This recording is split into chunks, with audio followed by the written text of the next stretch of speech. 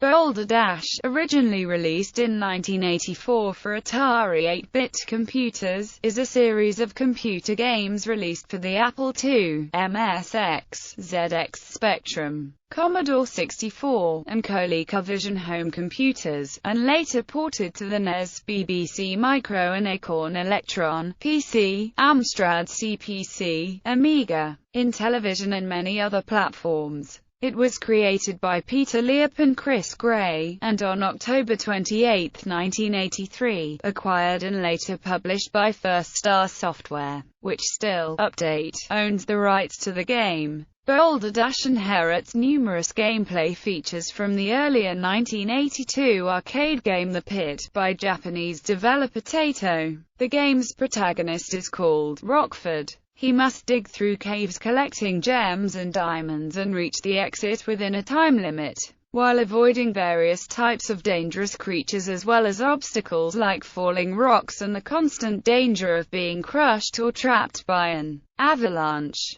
or killed by an underground explosion. The Commodore 64 version of the first game was also re-released on the Virtual Console in Europe on September 19, 2008. And in North America on June 1, 2009, but was removed from the service in 2013. On January 21, 2014, First Star Software and Tapstar Interactive announced Boulder Dash 30th Anniversary Edition, a freemium mobile title developed by Soma Play, Inc., for Android and iOS series. The official Boulder Dash games started in 1984 with the original home computer title, and continue to be published by First Star. Boulder Dash, the original Boulder Dash, was published on multiple home computer and consoles. Boulder Dash, it was then released on arcade console, is called Maxiflex by XID. This version was almost identical, but with coins buying 30 seconds of game time. Historically, this was the first home computer title to be converted to an arcade console.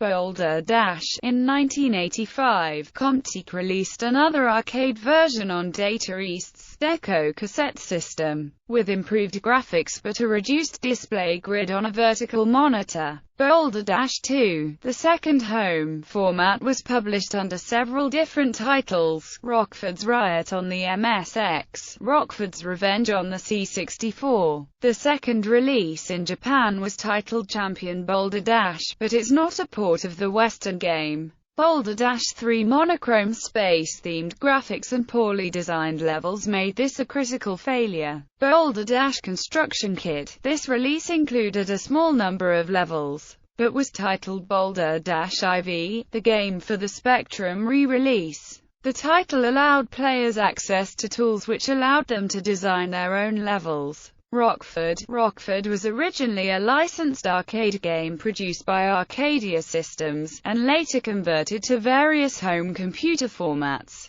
Boulder Dash Part 2. Boulder Dash. Boulder Dash. Boulder Dash X. This one has a new X mode and Classic mode, which is a direct port of the 1984 PC version. Boulder Dash Christmas 2002 edition. Gem Jam Gold. The game's credits claim this is based on Boulder Dash, and is licensed by First Star. Boulder Dash Treasure Pleasure. Boulder Dash Rocks. Boulder Dash Volume 1. Boulder Dash XL. Boulder Dash The Collection. Boulder Dash The Collection for Android announced. Boulder Dash Limited Edition of 250 copies. Boulder Dash XL 3D port of Boulder Dash XL. Boulder Dash XL by Herocraft has a retro mode which copies the look of the classic Boulder Dash. Boulder Dash 30th Anniversary by Tapstar Interactive, including the original creators,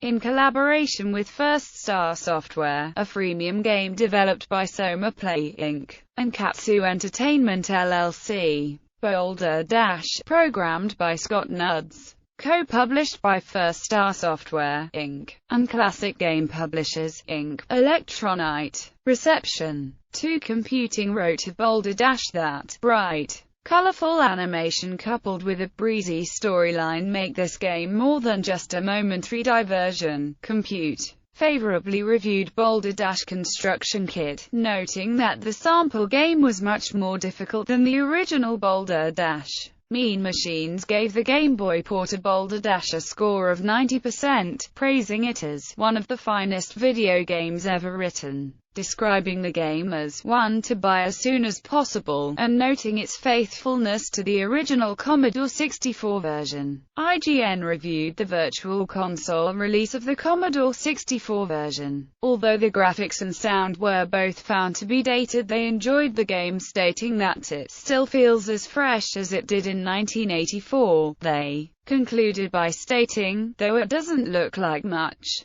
Boulder Dash rocks. The ZX Spectrum version was voted number 9 in the Your Sinclair official Top 100 Games of All Time. ZZAP!64's reviewers gave a mixed response to Boulder Dash 3. Gary Penn criticized the new graphic style, but conceded that the gameplay was still enjoyable, although not showing any real innovations from previous titles. Gary Liddon agreed that the game wasn't much different to its predecessors but remained good fun. Julian Rignall was the most enthusiastic about the game, declaring it the best in the Boulder Dash series. Overall, the game was given a 93% rating. Clones and similar games. C category, Rocks and Diamonds games.